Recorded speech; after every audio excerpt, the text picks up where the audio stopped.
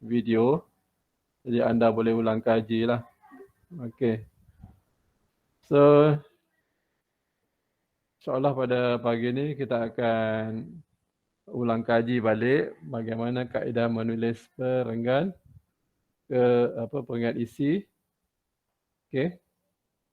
So perenggan isi ni penting untuk kita boleh menulis dengan lebih baiklah dalam kita punya okay. So ini karangan, ini contoh yang telah cikgu beri sebelum inilah. Macam bagaimana anda nak sekejap lagi kita akan buat penandaan kepada contoh-contoh yang telah dibuat oleh kawan-kawan anda lah. Okey, seperti anda semua telah maklum bahawa untuk karangan bahagian B ini anda perlu menulis sekurang-kurangnya 180 patah perkataan. Jadi untuk peperiksaan nanti, cikgu galakkan anda mengikut kaedah yang cikgu ajar ni lah. Itu menghuraikan menggunakan kaedah dipanggil IHCPP. I itu merujuk pada idea utama, anda boleh salin H itu merujuk pada huraian, C itu adalah contoh, P adalah peribahasa, dan akhir sekali P adalah penegasan. Kadang-kadang kita tulis PN lah. I, H, C, P, PN. Okey. Idea utama, huraian, contoh, peribahasa dan penegasan. Okey, idea utama hanya satu ayat penyata yang menunjukkan apa idea yang anda nak huraikan. Kalau contoh di sini, amalan membaca sesuatu topik pelajaran sebelum guru mengajar topik tersebut di dalam kelas membolehkan saya cemerlang dalam akademik. Itu idea utama dia lah berkait dengan kehendak soalan, iaitu huraikan langkah yang anda lakukan untuk mencapai matlamat kecemerlangan akademik. Jadi soalannya di situ adalah langkah-langkah yang anda lakukan. So bila anda ni mesti jawapannya adalah saya lah. Tak boleh kita. Kalau anda tulis kita, salah lah. Kalau anda, mesti diri anda lah yang jawab. Biasanya saya akan lebih memahami sesuatu topik apabila sudah ada pengetahuan tentang topik tersebut. So kita kena hurai idea utama tu. Okay, kemudian contoh, bila nak tulis contoh mesti ada perkataan inilah sebaik-baiknya sebagai contoh. Ini tujuannya adalah untuk memudahkan pemeriksa untuk mengenal pasti anda punya contoh. Kalau anda tak tulis perkataan sebagai contohnya, jadi pemeriksa nanti akan tercari-carilah mana contoh pelajar ni tulis kan. Okey, sebagai contoh, so anda kena gunakan inilah 5W, 1H. What, when, why, which, how. Okey. Ini pun sama. So dekat sini huraian ini memang banyak kena gunakan 5W, 1H lah huraian dan contoh. Okey. Ketika saya membaca topik tentang kemerdekaan Tanah Melayu pada tahun 1957 dalam mata pelajaran sejarah, maka kenapa nak guna maka? Sebab kita nak gabungkan dua ayat. Ini ayat 1, ini ayat 2. Jadi saya harap bila anda nak tulis ayat yang panjang-panjang, pastikan anda guna kata hubung ya. Hari itu saya dah betulkan semua jawapan anda lah untuk minggu lepasnya tugasan. Cikgu nak anda jangan baca anda punya pembetulan aja, baca kawan-kawan lain punya pembetulan. Okey. Nanti saya akan share jugalah Padlet kelas kawan kamu supaya kamu dapat baca tempoh hari lebih kurang ada 20 lebih lah pelajar yang menjawab. Jadi baca dah lihat pembetulan yang cikgu telah buat. Okey. Kebanyakan kesalahan yang kamu buat adalah ayat tak ada subjek. Itu yang pertama. Yang kedua adalah kamu tidak ada kemahiran menggabungkan ayat yang panjang.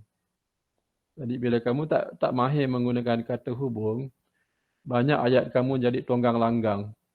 Maksud saya tunggang langgang ni adalah dalam satu ayat tu banyak benda kamu nak masukkan, tapi sebenarnya ayat tu boleh pecah kepada 3, kepada 4 ayat ataupun 2 ayat gabung jadi satu ayat. Jadi perkara tu memerlukan anda mahir menggunakan kata hubung. Apa dia kata hubung? Saya dah berilah tempoh hari kan dalam aktiviti minggu lepas. Tengok balik. Dalam ulasan, dalam rumusan, dalam ringkasan, cikgu dah berilah contoh-contoh kata hubung. Jadi gunakanlah.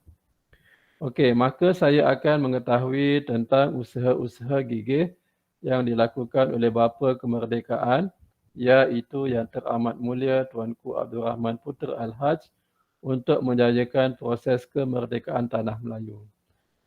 Jadi apa yang cikgu nak ingatkan pada anda bila anda beri contoh tu mestilah spesifik. Spesifik. Apa maksud spesifik? Maksudnya adalah terperinci. Okey? Saya boleh je tulis tokoh-tokoh. Tapi itu tak jelas. Daripada anda nyatakan tokoh-tokoh kemerdekaan secara umum, lebih baik fokus pada satu. Ini contohlah.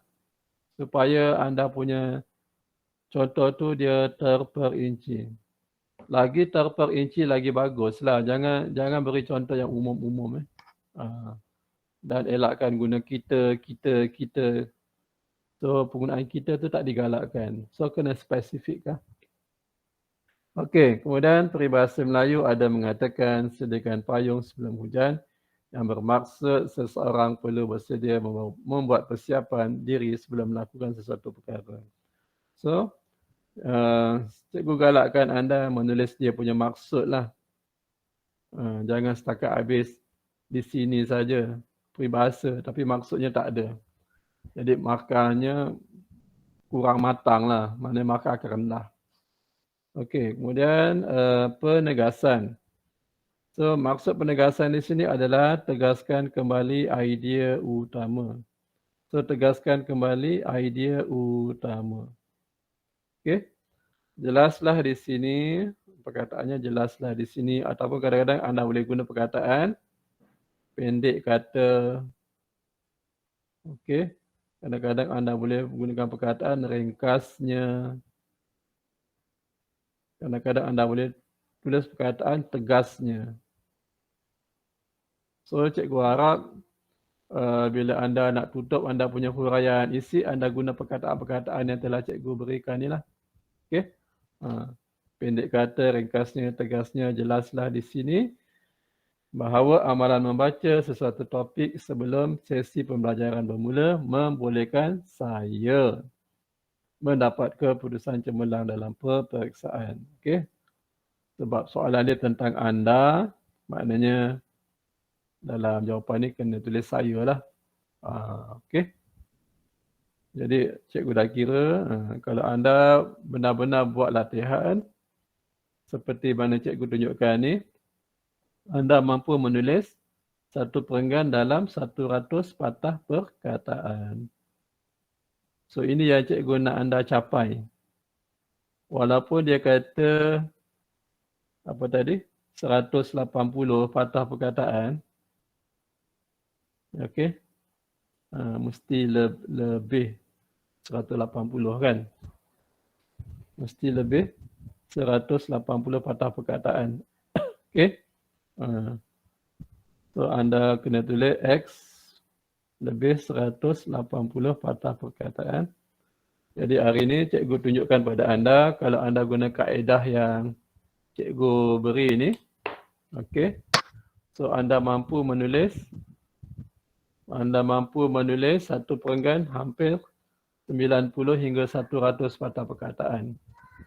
Okey, mulai tingkatan 2, kemudian naik tingkatan 3. So bayangkan kalau tingkatan 3 anda boleh menulis setiap kali latihan dengan cikgu, anda tulis 5 perenggan, 1 perenggan pendahuluan, 3 perenggan isi, 1 perenggan penutup. Jadi anda dah berlatih hampir 1 tahun 6 bulan menulis sebanyak 500 patah perkataan. So, bila anda naik darkatan 4, darkatan 5, anda dah tidak menghadapi masalah.